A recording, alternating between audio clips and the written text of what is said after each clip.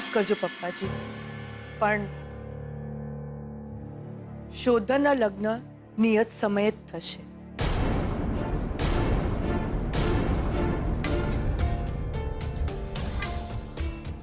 હવે આ ઘરને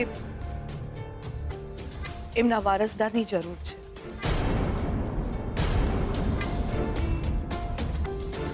શોધનના લગ્ન પાછા નહીં ઠેલાય.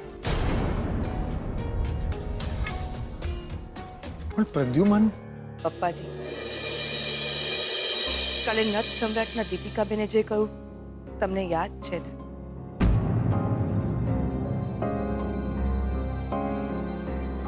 એમણે કહ્યું હતું કે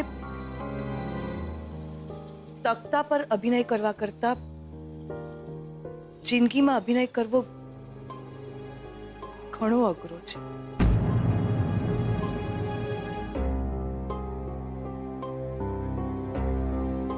જે બન્યું એ આપણે સ્વીકારવું જ રહ્યું.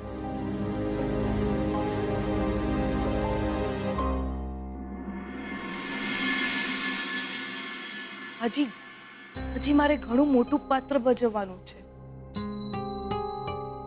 મારે મારા દીકરાના લગ્ન કરાવવાના છે. આ ઘરને સંભાળવાનું છે. પપ્પાજી, મમ્મીજી એ તો ક્યારના ભગવાનના ઘરે ચાલ્યા ગયા હશે. આપણે ખોટા દિલાસામાં જીવતા હતા કે કદાચ એક દિવસ પાછા આવશે.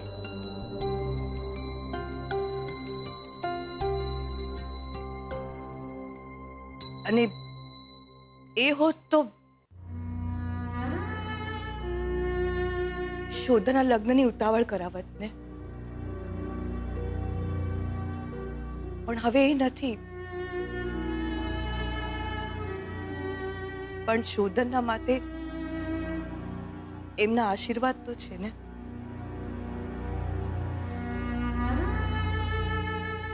હું બસ એટલું જ કહીશ કે આપણે હિંમત રાખીને જીવશું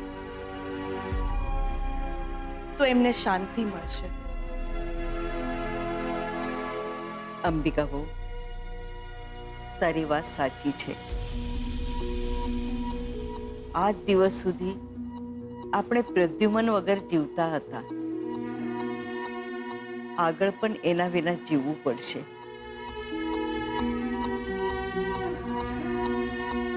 હા, એટલું ખરું કે હવે એની રાહ નહીં જોવી પડે.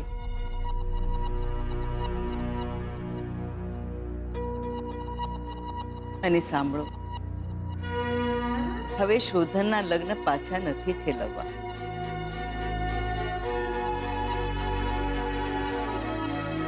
ને આ વાતની જાણ આપણે શોધને નહીં કરીએ. હવે એને એના પપ્પાનો બિઝનેસ વધારવો જ રહ્યો. ઠીક છે, તો લગ્નની તૈયારીઓ કરવા માંડો. આપણે જો રાજી રહીશું તો પ્રદ્યુમને સારું લાગે. હું મંદિરે જાઉં છું. ભગવાન સાથે ઝઘડો કરવો છે. આ ઉંમરે દીકરો ગુજરી જાય તો બાપ પણ અનાથ થઈ જતો હોય છે.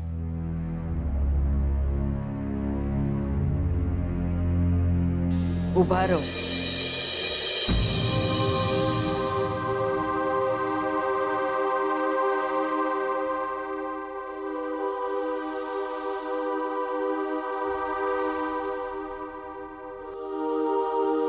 હું પણ આવું છું. સાથે મળીને ભગવાનને ફરિયાદ કરશું. થોડો ડરી જશે.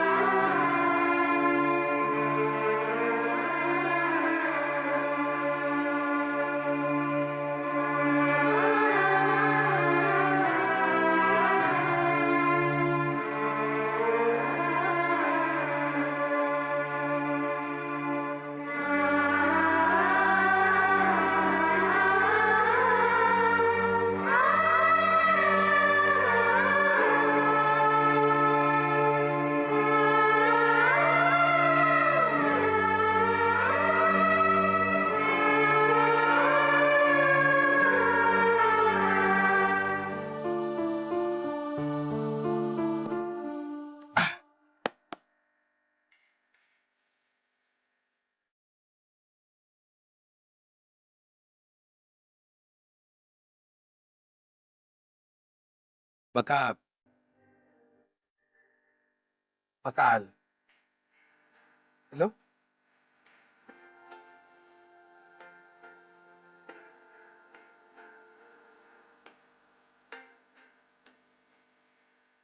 ઉમિયા માતાનું છે. આ તમે પહેરીને રાખશો ને તો માતાની કૃપા તમારા પર રહેશે.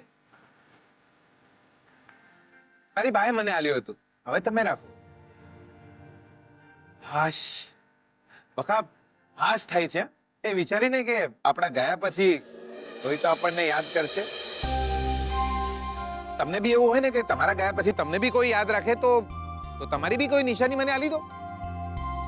આલી દો. અરે આલી દો કહું છું બકા, કઈ બી આલો. બંગડી, બુટ્ટી, ચેન, વીટી ને કઈ નહીં તો માથાની પીને આલી દેશો ને તો એ ચાલશે. માણસ યાદ રહેવો જોઈએ બસ. મને કોઈ યાદ ના કરે તો જ સારું છે. લાયા તમે બી બાકી જોરદાર. કઈ આલવું ના પડે એટલે આવું બધું બોલવાનું. ચાલ કઈ વાંધો નહીં, આજે ના હાલતા બસ. પણ એટલું યાદ રાખજો કે તમારી નિશાની મારા માથે ઉધાર રહી દો.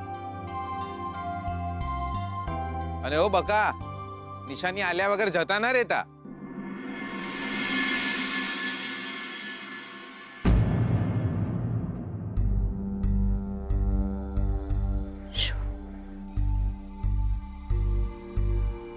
ઓકે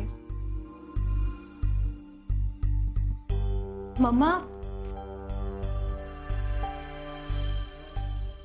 મમ્મા એક બેડ ન્યૂઝ છે. હા બોલ. મમ્મા, શોધન્સ ડેડ ઇઝ નો મોર.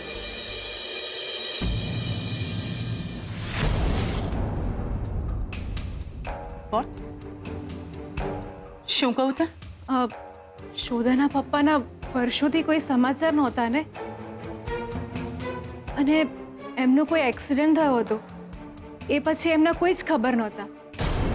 પણ હમણાં પોલીસ ઇન્વેસ્ટિગેશનમાં જાણવા મળ્યું છે કે જ્યાં એમનો એક્સિડન્ટ થયો હતો ત્યાં જ એમની ડેથ થઈ હતી. કોણે કહ્યું તને? સ્વીટુનો ફોન આવ્યો હતો મમ્મા. એને કહ્યું કે શું કહું એને? એ જ કે કોઈ પોલીસ ઇન્સ્પેક્ટર ઘરે આવ્યા હતા